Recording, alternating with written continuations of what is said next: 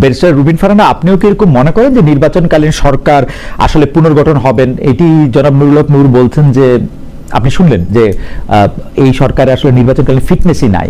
আপনার মন্তব্য একটু আমরা শুনতে চাই। দেখুন, একটা চমৎকার নির্বাচন বা ভালো নির্বাচন আসলে নির্ভর করে নির্বাচন কমিশন, সরকার, পলিটিক্যাল পার্টি, প্রার্থী, ভোটার সকলের উপরে। কিন্তু মূল চাবিটা কিন্তু সরকারের হাতে থাকে। তো সরকার যদি নিরপেক্ষ না হয়, সরকার যদি যথেষ্ট পরিমাণে কার্যকর সরকার না হয়, কিংবা সরকারের ব্যাপারে যদি সাধারণ মানুষের মধ্যে একটা পারসেপশন থাকে যে এই সরকার আইদার বায়াসড অর ইনকম্পিটেন্ট, দুটোই কিন্তু নির্বাচনের জন্য খুব খারাপ। সো বায়াস বা ইনকম্পিটেন্ট যদি মানুষের ধারণা হয়, তাহলে এই সরকারের মধ্যে সত্যি ব্যাপক রদবদল করে একটা নির্বাচনকালীন সরকার হওয়া উচিত। কেন আমি বলছি খালেদ ভাই, দেখুন, নির্বাচনে আইন শৃঙ্খলা পরিস্থিতির একটা ভীষণ গুরুত্বপূর্ণ ব্যাপার, ভীষণ গুরুত্বপূর্ণ। সেখানে আমরা গত 14 মাসে বাংলাদেশের সবচেয়ে অবনতি যদি কোনো কিছুর হয়ে থাকে, সেটা আইন শৃঙ্খলা পরিস্থিতি। প্রথম দিকে আমরা শুনে এসেছি পুলিশ কাজ করছে না, পুলিশ অ্যাক্টিভ হচ্ছে না, তারা ভয় পেয়েছে, ট্রমার মধ্যে আছে। কিন্তু 14 much is a long time. এত দীর্ঘ সময়ে যদি কোনো সরকার, এবং আরো পার্টিকুলারলি বলতে গেলে আমাদের স্বরাষ্ট্র উপদেষ্টা, তিনি যদি পুলিশকে যথেষ্ট অ্যাক্টিভ করতে না পারেন যে পুলিশ মব বন্ধ করবে, পুলিশ নারী এবং সংখ্যালঘুদের নিরাপত্তা দিতে সক্ষম হবে, পুলিশ ভিন্ন মতের মানুষকে যথেষ্ট পরিমাণ নিরাপত্তা দেবে, সেই রকম অবস্থায় যদি দেশটা না যায়, তাহলে আমরা কিভাবে নির্বাচন করি আপনি বলেন? তো আমার মনে হয় যে যেহেতু অনেক বছর পর বাংলাদেশে একটি নির্বাচন হতে যাচ্ছে, এবং এই নির্বাচনটার দিকে কেবল যে বাংলাদেশের পলিটিক্যাল পার্টিস গুলো তাকিয়ে আছে তা না, সাধারণ মানুষের উৎসাহ উদ্দীপনাও কিন্তু চোখে পড়ার মতো। সম্প্রতি একটা জরিপে দেখলাম 90% এর উপরে ভোটার আশা করছেন যে তারা ভোট কেন্দ্রে যাবেন এবং ভোটটা দিতে পারবেন। তারা যাতে নিরাপদে ভোট কেন্দ্রে যেতে পারেন এবং তারা যাতে নিরাপদে তাদের প্রতিনিধি নির্বাচন করতে পারেন, তার পুরো দায়িত্বটা এই সরকারের। তো আশা করব। দুইটা ছোট সম্পর্ক প্রশ্ন আপনাকে দিয়ে একটু শুরু করি। আপনিও কি মনে করছেন তাহলে এই নির্বাচনকালীন সরকারকে, আপনি যেহেতু মনে করছেন যে উপদেষ্টা পরিষদ পুনর্গঠন হতে পারে, সেই ক্ষেত্রে আপনি কি মনে করেন যে উপদেষ্টা পরিষদের ব্যর্থতার দায় নিয়ে ডক্টর ইউনূসকেও কি সরে যাওয়া উচিত, নাকি ডক্টর ইউনূসের, এটাও আপনাদের দুজনের কাছেই প্রশ্ন, নাকি ডক্টর ইউনূস থাকবেন, অন্য উপদেষ্টারা আসবেন? আপনি কোন ফরম্যাটটা ভাবছেন যে ভালো হবে? দেখুন, আমি আজকে একটা নিউজে দেখছিলাম যে ভোটের দিন পর্যন্ত তরুণদেরকে ভোটার করবার একটা আবেদন করেছে এনসিপি। তারা চাইছে ভোটের দিন পর্যন্ত ভোটার হোক। এনসিপি হচ্ছে সেই পলিটিক্যাল পার্টি যারা গণ অভ্যুত্থানের পর কিংস পার্টি হিসেবে ব্যাপকভাবে পরিচিতি লাভ করে। এখন প্রশ্ন আসতে পারে, এর প্রমাণ কি যে তারা কিংস পার্টি? প্রমাণ কিছু নাই খালেদ ভাই, বাট পলিটিক্স এর perception is reality, very important. যখন ডক্টর মোহাম্মদ ইউনূস তাদেরকে নিয়োগকর্তা বলেন, যখন ডক্টর মোহাম্মদ ইউনূস তাদেরকে মাস্টার মাইন্ড বলেন, যখন ডক্টর মোহাম্মদ ইউনূস তাদেরকে দল খোলার পরামর্শ দেন এবং সেটা তিনি ওপেনলি বিদেশি গণমাধ্যমকে জানান যে তাদেরকে আমি দল খুলতে বলেছি, না হলে জুলাই স্পিরিট নষ্ট হয়ে যাবে। যখন আমরা দেখি তিনি পদত্যাগ করার সিদ্ধান্ত নেন নাহিদ ইসলামকে ডেকে, এবং যখন আমরা দেখি নাহিদ ইসলাম যখন তাদের ক্যাবিনেট থেকে মানে সরে যাচ্ছেন, বিদায় নিচ্ছেন, সেই সময় তাকে প্রাইম মিনিস্টার দেখবার ইচ্ছা একেবারে খোলাখুলি প্রকাশ করেন প্রেস সচিব। আবার আমরা দেখি সাইফুল আলম বলছেন যে ডক্টর মোহাম্মদ ইউনূসকে একটা নির্বাচিত সরকারের প্রধানমন্ত্রী হিসেবে দেখা তার দীর্ঘদিনের স্বপ্ন। তখন আপনি আমাকে নিজেই বলেন যে এই আপনি যে অংশটুকু দেখতে পান না, ওইটা আবার আমি দেখি যে উনি মহাসাগর পাড়ি দিয়ে একটি দলের চেয়ারম্যানের সঙ্গে দেখা করে আসছেন, তার সাথে দেখা করে ডিসেম্বরের ইলেকশন ফেব্রুয়ারিতে হয়ে যাচ্ছে। আমি দেখতে পাচ্ছি যে ডক্টর মোহাম্মদ ইউনূস এবং একটি পার্টির পক্ষ থেকে যৌথ সংবাদ সম্মেলন করা হচ্ছে। আমি এইটা শুনতে পাই ওই দলের ভারপ্রাপ্ত চেয়ারম্যানের পক্ষে যে দলে প্রধানমন্ত্রী হলে তিনি কি কি করবেন সেটাও শুনতে চেয়েছেন ডক্টর মোহাম্মদ ইউনূস। তো আমি তো ওইটাও দেখতে পাই, মানে আমি আমি আমি আমি দেখি যে বিএনপি যা চায় বাংলাদেশে তাই হইতেছে, আমি এটাও দেখি বেরিসা ফারানা। খালেদ ভাই, তাহলে আপনার যুক্তি এবং আমার যুক্তি দুটো যদি আমরা পাশাপাশি রাখি, ইট মেক্স আ সার্কেল, আর দ্যাট সার্কেল সেজ যে doctor Muhammad Yunus should not be in the head chair, তাই না? তাহলে কি ডক্টর মোহাম্মদ ইউনূস থাকবেন, উপদেষ্টা পরিষদ চেঞ্জ হবে? এটাই বুঝতে চাইতেছিলাম যে আপনি তো অনেক কৌশলী এবং প্রতিনিধিত্বশীল আইনজীবী, মানে আপনার সব কথা হয়তো বুঝতে পারবো না, মানে আপনার মনটা কি মনে করতেছি সেইটা একটু চাইতেছি। মানে আপনার যে যুক্তিগুলো সেগুলো ধরলে উনি বিএনপি এর প্রতি বায়াসড, আর আমার যুক্তিগুলো ধরলে উনি এনসিপি এর প্রতি বায়াসড। সো যেই দিকে উনি বায়াস থাকেন না কেন সেটাই ইন্ডিকেট করে he should not be in the head chair, সেটাই আমি বলেছি। ও আচ্ছা আচ্ছা, কিন্তু আমার কাছে মনে হয় উনি যদি সব দিকে বায়াস থাকেন, এখন যদি নূরকে আমি একটু জানতে চাইবো যে জনাব নূর, আপনি কি মনে করেন ডক্টর মোহাম্মদ ইউনূসের কিছু সময় আমি জামায়াতের প্রতিও বায়াস দেখছি, মানে এটা কি ভালো? আমারে যেমন অ্যাক্রস দ্য পার্টি অনেকেই মানে আমাকে বলেছেন যে তারা ডক্টর মোহাম্মদ ইউনূসকে চান, আবার অ্যাক্রস দ্য পার্টি অনেকেই বলেছেন যে তারা ডক্টর মোহাম্মদ ইউনূসকে একেবারেই চান না। এটা কি ভালো না খারাপ? আপনার কাছে কি মনে হয়, উপদেষ্টা পরিষদ পুনর্গঠন করলে ডক্টর মোহাম্মদ ইউনূস সহ বাকি উপদেষ্টারা, নাকি ডক্টর মোহাম্মদ ইউনূস বাদে মানে পুরো উপদেষ্টা পরিষদই চেঞ্জ? আপনি কি মনে করেন? এখন পরিস্থিতিটা তো এমন, আসলে কাউকে না কাউকে ট্রাস্ট করতে হবে। তো ডক্টর মোহাম্মদ ইউনূসের মতো একজন সম্মানিত ব্যক্তি, আন্তর্জাতিকভাবে পরিচিত, আমরা তো খুব একটা ফ্যাসিনেশন আমাদের ছিল যে সে আমাদের দেশের গভর্নমেন্টের দায়িত্ব নিলে আমরা একটা উন্নত রাষ্ট্রের দিকে যাব, আমাদের একটা অন্যরকমের ভাবমূর্তি তৈরি হবে। সেই জায়গা থেকে আমরা তার গভর্নমেন্টকে খুব ওয়েলকাম করেছিলাম প্রথম দিকে, কিন্তু তার টিমটা আসলে তিনি নিজে সাজিয়েছেন নাকি তাকে সাজিয়ে দেওয়া হয়েছে সেটা আমরা এক্স্যাক্টলি জানি না। তবে এখন যখন নাহিদ ইসলাম বলছেন যে উপদেষ্টারা আপনার তারা প্রতারণা করছেন, তারা কথা রাখেন নাই, তখন বোঝা যাচ্ছে যে এখানে একটা নেগোসিয়েশনের মধ্যে দিয়ে উপদেষ্টা পরিষদ গঠিত হয়েছিল। সেখানে কিছু শর্ত ছিল, যারা যারা উপদেষ্টা হবেন কি করবেন না করবেন। তো সেই দিক থেকে মনে হচ্ছে যে ডক্টর মোহাম্মদ ইউনূস আসলে একটা ভালো টিম পান নাই খেলার জন্য, যেটা আমরা ক্রিকেট ফুটবলের যদি কথা ভাবি। এখানে ডক্টর মোহাম্মদ ইউনূস হতে পারেন এখানে মেসি কিংবা ধরেন একজন ভালো প্লেয়ার, কিন্তু একজন প্লেয়ার দিয়ে তো আসলে একটা টিম জেতানো যায় না, তার সাথে প্যারালাল অন্য প্লেয়াররা ভালো না খেলতে পারে। আমি এটা বুঝতে পারতেছি, তার মানে কি ডক্টর, আমি সরল প্রশ্নই করতেছি, আসলে কোনো প্যাচ ঘোষ নাই, মানে ডক্টর মোহাম্মদ ইউনূসের রাইখা উপদেষ্টা পরিষদ বদলানো হবে, নাকি ডক্টর মোহাম্মদ ইউনূস সহই উপদেষ্টা পরিষদ মানে আপনি ফিটনেস ছাড়া বলতেছেন? আমি কিন্তু দেখি, আমি জনাব নূর, আমি দেখি একজন নেতা তার কর্মীদের দিয়েই ভালো মন্দ নির্বাচিত হয়, তার কর্মীরা যদি খারাপ হয় নেতাও খারাপ, এই হচ্ছে আমার দেখার জিনিস। জনাব নুরুল হক নূরের এই কথা বলার কোনো সুযোগ নাই, গণ অধিকার পরিষদের ওই নেতারা খালি খারাপ আমি খালি ভালো, এটা পৃথিবীতে কোনো নেতা বলে না। যদি উপদেষ্টা পরিষদ আনফিট হয়, আমার রিডিং হচ্ছে আপনি ডক্টর ইউনূসকেও আনফিট বলতেছেন। কিছুটা তো দায়িত্ব তাকে নিতে হবে, সে তো হেড অফ দ্য গভর্নমেন্ট, এবং তার যে ফ্রিডম ছিল আসলে পুরো উপদেষ্টা পরিষদকে তার মতো করে বানানো করানো।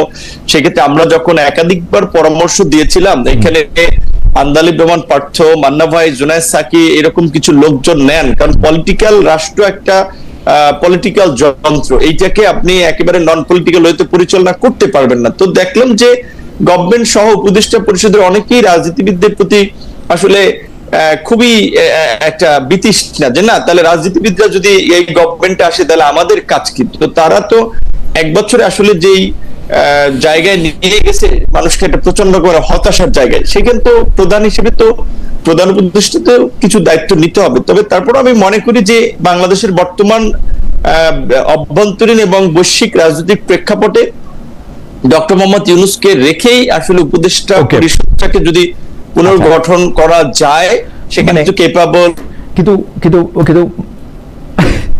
কিন্তু করা যায়, তবে একটা ভালো নির্বাচনের দিকে আমরা যেতে পারি। কিন্তু মান্না ভাই, সাকিব ভাই, উনারা তো পলিটিক্স করবেন, উনারা কি অন্তর্বর্তী সরকারে আসবেন? উনারা তো ইলেকশন করবেন না, এখন তো কেউ আসবে না। আমরা শুরুর দিকে বলেছিলাম কিছু পলিটিক্যাল ফিগারকে, আচ্ছা কাকে পাল্টাবেন আলাপ আলোচনা করলে, ধরেন খুঁজলে, আমাকে দায়িত্ব দিলে বা রুবিন ফারহানাকে দায়িত্ব দিলে তারা বের করবে, কিন্তু আমাদেরকে তো ওই দায়িত্বটা দেয় নাই যে আমরা।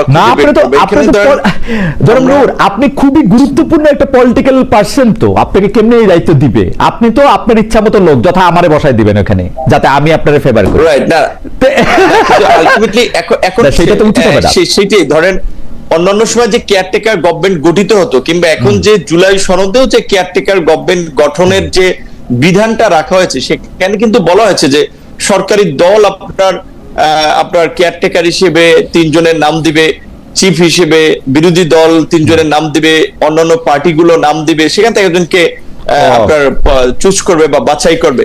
সো এখন যদি এক্সটেনশন করতে হয়, এখানে কিছু নিরপেক্ষ ব্যক্তিকে একটা ভালো নির্বাচনের জন্য সরকার চাইলে রাজনৈতিক দলগুলোর কাছে নাম চাইতে পারে, কারণ তারা গত 1 বছরে তাদের পিক অ্যান্ড চুজের যে উপদেষ্টা পরিষদ গঠন করেছে, সেই উপদেষ্টা পরিষদ 1 বছরে যে ইমেজ তৈরি করেছে এবং যে কর্মকাণ্ডের দৃষ্টান্ত রেখেছে, এটা অনেক ক্ষেত্রে শেখ হাসিনার মন্ত্রিসভার লোকজনের সমান কাজ করেছে। কাজে এইটা এই অভ্যুত্থান পরবর্তী সরকারের চেহারা এরকম হবে, উপদেষ্টাদের চেহারা এরকম হবে, এইটা তো মানুষ প্রত্যাশা করে নাই। ওকে, জনাব নূরের বক্তব্যটাকে যদি আমি এক লাইনে সামারাইজ করি, তাহলে তিনি মনে করছেন নির্বাচন সরকার হচ্ছে ডক্টর ইউনূস সহ অন্য আরো কিছু ফিট উপদেষ্টা যার নাম আসলে পলিটিক্যাল পার্টি থেকে নেওয়া যেতে পারে। বেচারুমিন ফারহানা, এবার আপনাদের দুজনের প্রশ্নটি আমি আপনাকে দিয়ে শুরু করতে চাই, কিন্তু আপনি কি মনে করতেছেন যদি উপদেষ্টা পরিষদ পুনর্গঠন করতে হয় তাহলে ডক্টর মোহাম্মদ ইউনূসকেও বাদ দেওয়া উচিত? এক লাইনে যদি বলতেন। বা ডক্টর মোহাম্মদ, আপনি তাই মনে করছেন? আচ্ছা, এই প্রসঙ্গে একটু আপনাকে দিয়ে প্রশ্নটা শুরু করতে চাই, যে প্রশ্নটা জনাব নূরকে একটু জবাব দিতে হবে। জনাব নূর অবশ্য কথাটা একটু তুলছেন, সেটা হচ্ছে 111 সরকারের শেষটায় সেফ এক্সিট কথাটা আমরা শুনছি, কিন্তু সেই 2007-এর সেই সরকারের সময়, সেই সময় আমরা সেফ এক্সিট ফখরুদ্দিন সাহেবকে বা মইনুদ্দিন সাহেবকে, আমরা জেনারেল মইনুদ্দিন সাহেবকে আমরা নিতেও দেখেছি আসলে, বা তারা একটা এই সেফ এক্সিটের ভাবনাটা ভেবেছেন। যদিও ফখরুদ্দিন সাহেব চলে গেছিলেন, মইনুদ্দিন সাহেব আরো কিছুদিন সেনাপ্রধান ছিলেন, কিন্তু সেফ এক্সিটটা তার মাথায় ছিল এবং তিনি কিন্তু বিদেশে অবস্থান করছেন সেই চাকরি শেষ হওয়ার পর। কিন্তু যে সরকার গণ অভ্যুত্থানের দায়িত্ব মানে ম্যান্ডেট নিয়ে দায়িত্ব নিয়েছে, তাদের কেন সেফ এক্সিট খুঁজতে হবে? সেই সেফ এক্সিটের ব্যাখ্যা দিতে গিয়ে সৈয়দা রিজওয়ানা হাসান কিন্তু বলেছেন যে একজন উপদেষ্টা যে এইটা যিনি বলেছেন তাকেই কিন্তু আসলে এটা বলতে হবে। জনাব ফাজুল করিম খান আরেকজন উপদেষ্টা, তিনি বলেছেন যে তিনি কোনো সেফ এক্সিটের কথা চিন্তা করছেন না, তিনি এখানেই থাকবেন। এখন কোথায় গেলে এই গণ অভ্যুত্থানের যারা লিডার, যারা এই সরকার গঠনে অনেক বড় ভূমিকা পালন করলো, তারা এদের প্রতারক মনে করলো যে সেফ এক্সিট নিয়ে তাদের যাইতে হবে? বেশা ফারহানা, আপনাকে শুনে আমি একটু জনাব নুরুল হক নূরকেও শুনতে চাই এই বিষয়টায়। আমি যদি প্রতারণা শব্দটি কঠিন শক্ত একটি শব্দ, আমি যদি প্রতারণা শব্দটিকে একপাশে সরিয়েও রাখি, গণ অভ্যুত্থানের পরে সকলের সম্মতিতে, সকলের ইচ্ছায় যে সরকারটি গঠিত হলো, সেই সরকারটি কতটা আচার ব্যর্থ হলে এরকম সেফ এক্সিট কথাটা প্রশ্নটা ওঠে। আপনি দেখুন, সেফ এক্সিটের কথাটা মানে নিরাপদ প্রস্থান না, এটা যদি বাংলা করি, নিরাপদ পলায়ন যদি নাও বলি, নিরাপদ প্রস্থান। তো নিরাপদ প্রস্থানের প্রশ্ন কখন আসে? এক হচ্ছে যখন আপনি কোনো গুরুতর অপরাধ করেন। এই সরকারটি কি কোনো গুরুতর অপরাধ করেছে? এই সরকারটিকে আমি দুই ভাগে ভাগ করতে চাই। এক ভাগে আছে সুশীল সমাজ বা নাগরিক সমাজের ব্যক্তিরা, আরেক ভাগে আছে গণ অভ্যুত্থানের কিছু পরিচিত মুখ। গণ অভ্যুত্থানের দুজন পরিচিত মুখ, নাহিদ ইসলাম যেহেতু সরে এসছেন, দুজন পরিচিত মুখ এখনো আছেন।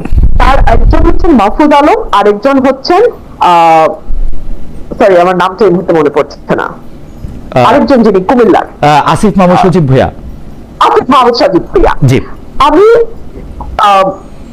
মাহফুজ আলমের ব্যাপারে খুব বেশি বিতর্ক কিন্তু আমাদের কানে আসে নাই, কিন্তু আসিফ মাহমুদ সজীব ভূঁইয়া, তার এলাকা, তার পরিবার, তার পলিটিক্যাল পার্টিতে যোগ দেয়া, মানে কোনটাকে তিনি আদৌ দেবেন, তার নির্বাচন করা, নির্বাচনকে সামনে রেখে 240 কোটি টাকার প্রজেক্ট কুমিল্লায় অনুমোদন করা, যেটা নির্বাচনের ঠিক অব্যবহিত আগেই শেষ হবে বা শুরু হবে, অর্থাৎ ইলেকশনের সাথে ভেরি ক্লোজলি কানেক্টেড।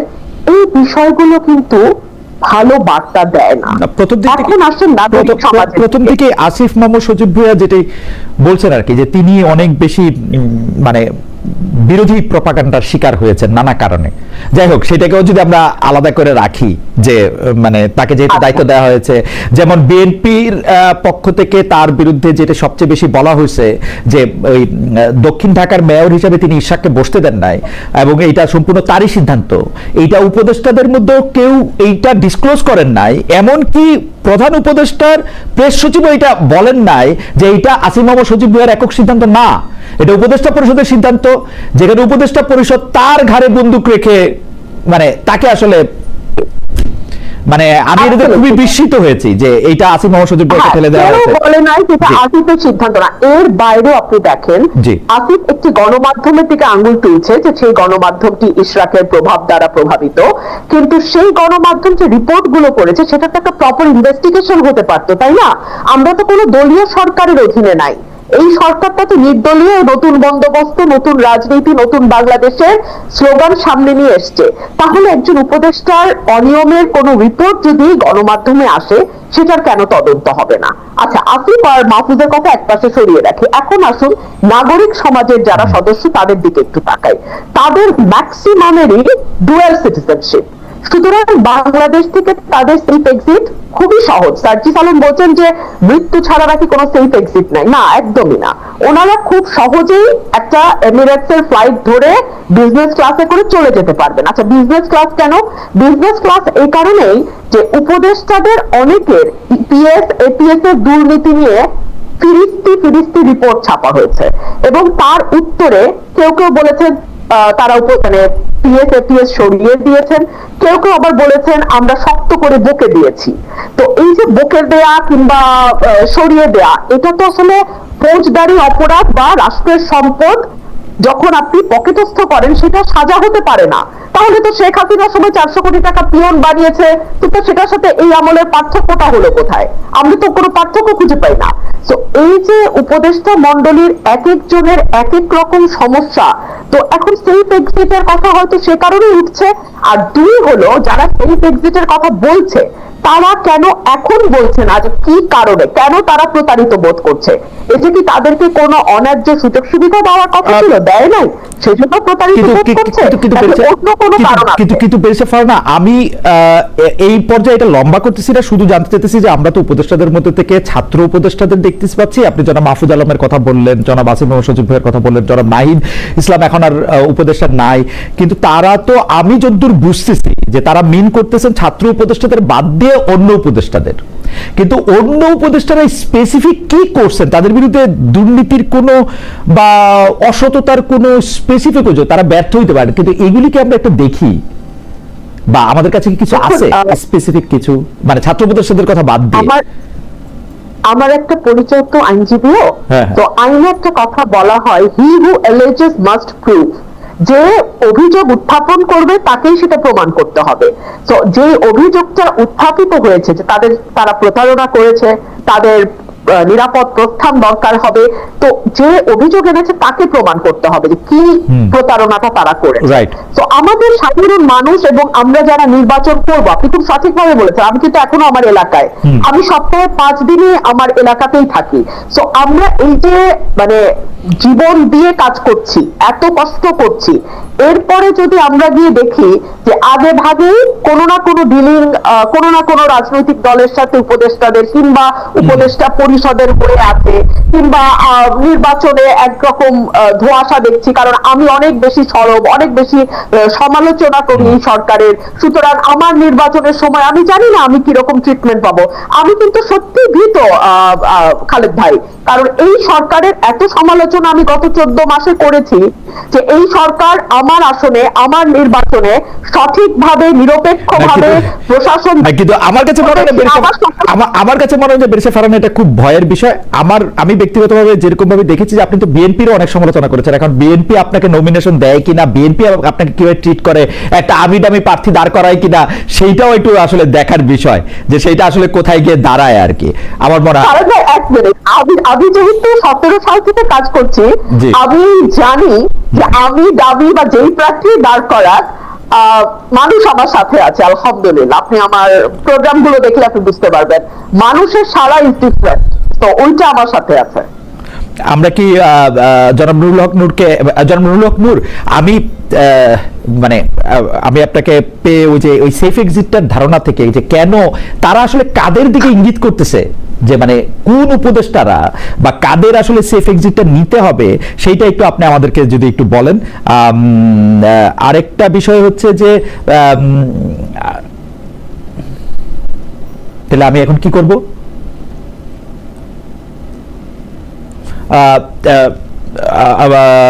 জনাব নুরুল হক নূরের ইন্টারনেট কানেকশনটা একটু হয়েছে। তবে আমি একটা খবরের প্রতি আপনার একটু দৃষ্টি আকর্ষণ করতে চাই ব্যারিস্টার রুমিন ফারহানা, এর মাঝখানে যেটা আপনাকে আসলে আমি পরের করার কথা ছিল, নুরুল হক নূর ফিরে আসুক, সেটা হচ্ছে যে আমি আজকে বোধহয় দৈনিক সমকালে একটি প্রতিবেদন দেখলাম। দৈনিক সমকালে প্রতিবেদনটা হচ্ছে অনেকটা এরকম, আমি আপনাকে বলি, এনসিপিকে ভোটের মাঠে সঙ্গে চায় বিএনপি। আমরা দেখেছি যে বিএনপি এনসিপির কর্মকাণ্ডকে তুমুল সমালোচনা করেছে, আপনিও করেছেন। মানে আপনার সাথে তো কথা মাঠের বাইরে, মাঠের ভিতরে, স্ক্রিনের বাইরে নানা রকম হয়েছে। এইটা কি সত্যি আসলে, মানে জুলাই আন্দোলনের ছাত্র নেতাদের যে দল এনসিপি, তাকে বিএনপি আসলে সঙ্গে চায়? আমার কাছে ঠিক তথ্যটা নেই, আমি জানি না বিএনপি এনসিপির সঙ্গে জোট করার কথা ভাবছে কিনা। তবে বহুদিন আগে বিএনপি একটা অবস্থান পরিষ্কার করেছিল যে জামাতের সাথে জোট হবে না, এর বাইরে অন্য যে কোনো পলিটিক্যাল পার্টির সঙ্গে বিএনপি জোট করতে পারে। তবে এখানে আরো একটা কথা আমি বিনয়ের সাথে বলি, আমাদের গণতন্ত্র মঞ্চের সঙ্গে আমাদের এক ধরনের অ্যালায়েন্স আছে। গণতন্ত্র মঞ্চ আমাদের সঙ্গে গত 7-8 বছর ধরে মাঠে ছিল, একই সঙ্গে 12 দলীয় জোটও কিন্তু এখনো আছে বিএনপির সাথে। তো এতগুলো পলিটিক্যাল পার্টির সঙ্গে জোট করার পরে আবার নতুন করে এনসিপির সঙ্গে হবে কিনা, এই ব্যাপারে আমার কাছে কোনো ব্যক্তিগত তথ্য আমি জানি না।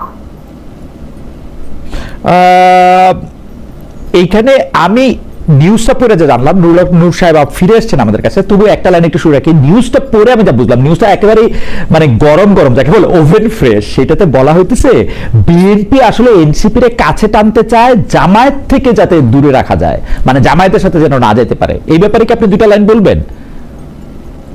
দেখুন, ভোটে তো এখনো 3-4 মাস বাকি আছে, তো এই সময়টা ভীষণ ক্রুশিয়াল। অনেক দলের সাথে অনেক দলের জোট হবে, আবার অনেক দলের সাথে জোট যেটা আছে সেটা হয়তো কিছুটা আলগাও হয়ে যেতে পারে।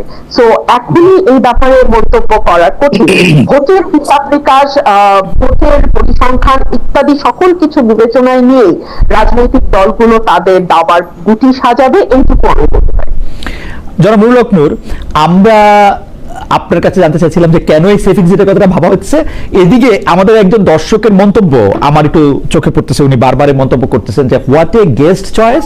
একজন হচ্ছে বিএনপি, আরেকজন হচ্ছে বিএনপির খুব প্রিয় বা পালিত বা ওরকম কি যেন একটা শব্দ, আমি আবার ওইটা খুঁজে পাচ্ছি না লাইনটা, যে জনাব নুরুল হক নূর, আপনারা কি আসলে বিএনপির সাথে খুব বেশি, মানে আমার এটা জানা ছিল না, কিন্তু মানে আপনি এখন বিএনপির খুব ঘনিষ্ঠ কিনা এটাও আপনি একটু বলবেন, মানে বিএনপির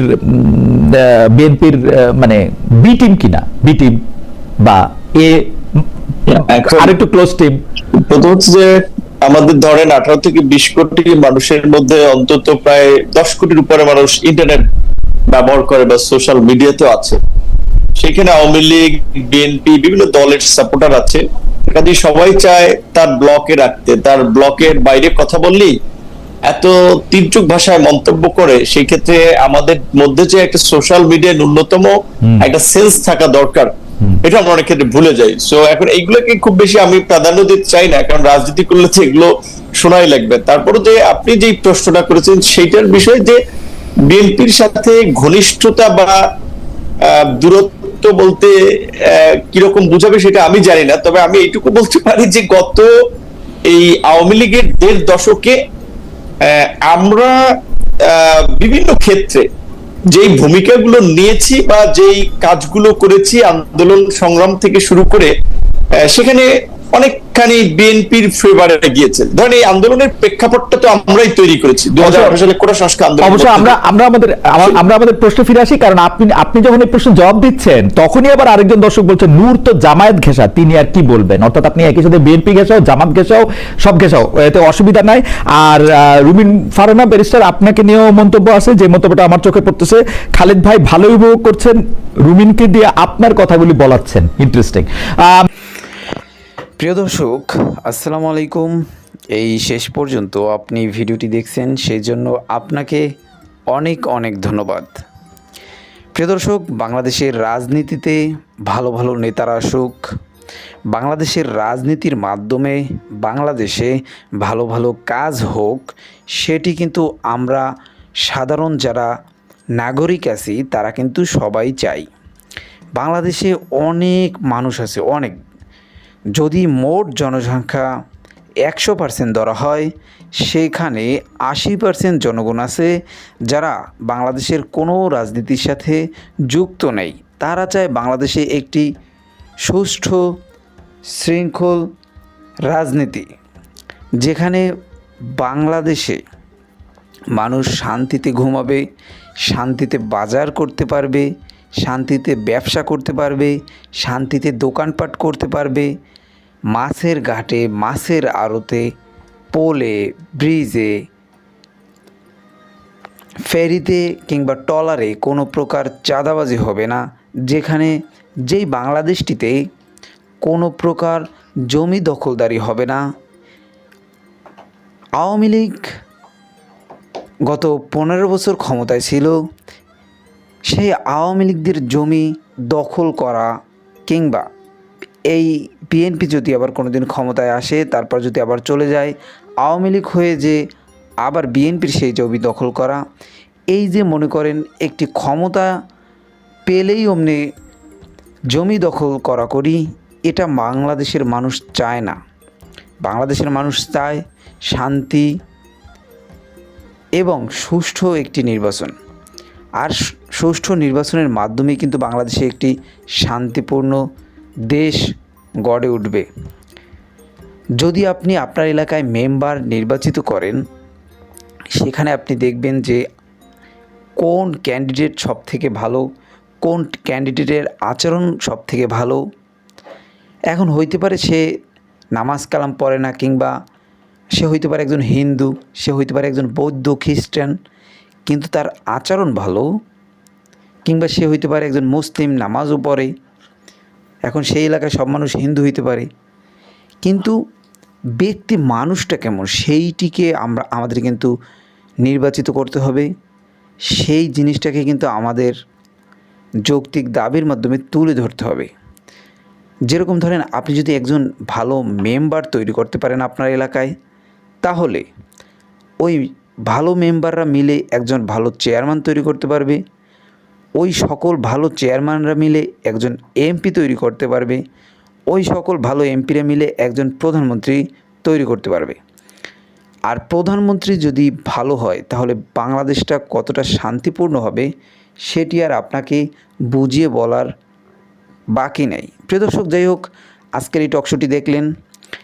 আগামী ফেব্রুয়ারিতে নির্বাচন হবে কি হবে না সেটি আপনি অবশ্যই কমেন্ট বক্সে জানাবেন। কতটুকু জানেন, অন্য জায়গায় নিউজ দেখছেন, কতটুকু জানেন সেই বিষয়ে এখানে কমেন্ট বক্সে কমেন্ট করে যাবেন। আপনার কমেন্টে অন্য একজন পড়বে, শিখবে, জানবে অনেক কিছু। তো আর কথা বাড়ালাম না। প্রিয় দর্শক, আজকের মতো এখানেই শেষ করে দেব। আবার দেখা হবে নতুন কোনো ভিডিওতে। সেই পর্যন্ত ভালো থাকবেন, সুস্থ থাকবেন। যারা আমাদের এই চ্যানেলটিকে এখনও সাবস্ক্রাইব করেননি, একটি সাবস্ক্রাইব করে দিবেন। সাবস্ক্রাইব করলে পরবর্তী ভিডিও আপলোড করার সাথে সাথে আপনার কাছে একটি নোটিফিকেশন চলে যাবে। আপনি সবার আগে আমাদের এই ভিডিওটি দেখতে পারবেন। এবং সত্য নিউজ, সত্যের সন্ধানে এরকম একটি চ্যানেল যদি আপনার সাবস্ক্রাইব করা থাকে, তাহলে আপনি সর্বদা সবার আগে নিউজগুলি দেখতে পারবেন। প্রিয় দর্শক, আজকের মতো এখানেই শেষ করলাম। আবার দেখা হবে নতুন কোনো ভিডিওতে। ভালো থাকবেন, সুস্থ থাকবেন। আল্লাহ হাফেজ।